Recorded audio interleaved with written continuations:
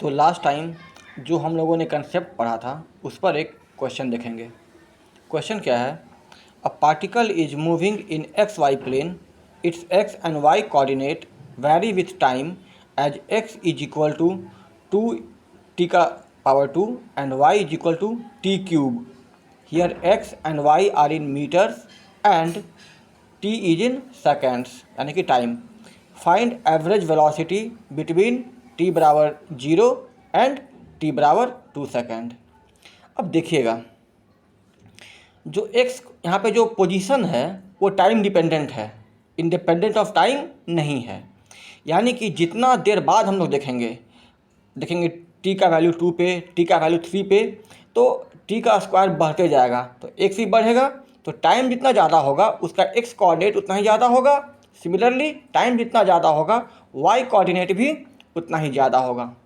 एक बात और गौर कीजिएगा आप लोग, टाइम हमेशा पॉजिटिव होता है, तो x कोऑर्डिनेट भी हमेशा पॉजिटिव होगा, y कोऑर्डिनेट भी हमेशा पॉजिटिव होगा। यानी कि पार्टिकल जब भी मूव करेगा तो कहाँ मूव करेगा? फर्स्ट क्वाड्रेंट में। ये सब विजुअलाइजेशन है, यहाँ पे क्वाड्रेंट से कोई मतलब नहीं है। मैं बस आपको ये समझा रहा हूँ कि जब आप क्वेश्चन देखें तो समझें वो क्या क्या हमको बता रहा है।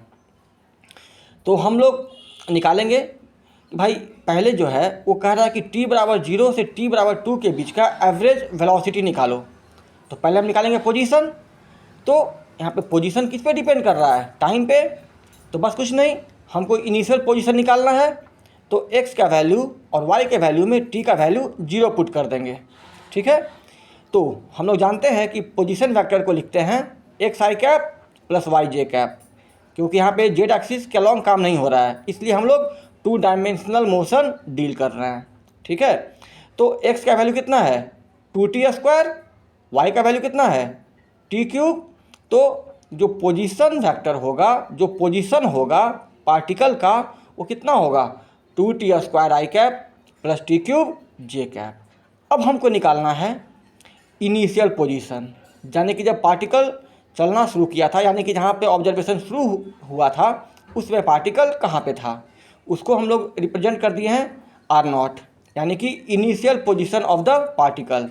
बस कुछ नहीं, एक्सप्रेशन पता है, t का वैल्यू 0 पुट कर देंगे, क्या हो जाएगा? 2 × 0² i cap plus 0³ j cap, that will come out to be 0 i cap plus 0 j cap. वो लिख दिए, A x coordinate 0, y coordinate 0। अब निकालेंगे फाइनल पोजीशन। वो कब निकालना है? 2 सेकंड पर, एग्जैक्टली 2 सेकंड पे पार्टिकल का पोजीशन क्या होगा, वो लिख दिया r2, वेक्टर r2। वो क्या होगा? कुछ नहीं, एक्सप्रेशन पता है, t का वैल्यू डाल देंगे। 2 सेकंड पे निकालना है तो t का वैल्यू 2 डाल दिए, 2 का स्क्वायर 4 × 2 = 8 i कैप, 2 का क्यूब 8 j कैप। यानी कि फाइनली जब पार्टिकल पहुंचा है कहीं पे, वो पॉइंट B मान लिए, उस समय उसका x कोऑर्डिनेट है 8 और y कोऑर्डिनेट है 8। हम लोग जानते हैं A से चलना शुरू किया, B पे पहुंचा, A वेक्टर क्या होगा? Position vector of B minus position vector of A। Position vector of B कितना है? 8 i cap plus 8 j cap. Position vector of A कितना है? 0 i cap plus 0 j cap. Subtract कर देंगे, क्या होगा? 8 i cap plus 8 j cap. तो V average कितना होगा? डिस्प्लेसमेंट वेक्टर, डिस्प्लेसमेंट वेक्टर कितना है? A B vector, displacement vector upon time taken. तो वो t बराबर 0 पर चलना शुरू किया था, t बराबर 2 पे हम लोग ऑब्जर्वेशन बंद कर लिए, तो टाइम इंटरवल कितना हो गया? 2 सेकेंड। डिवाइड कर देंगे, क्या हो जाएगा? 4 i cap plus 4 j cap. तो उसका मैग्नीट्यूड यानी कि V एवरेज का मॉडुलस कितना होगा?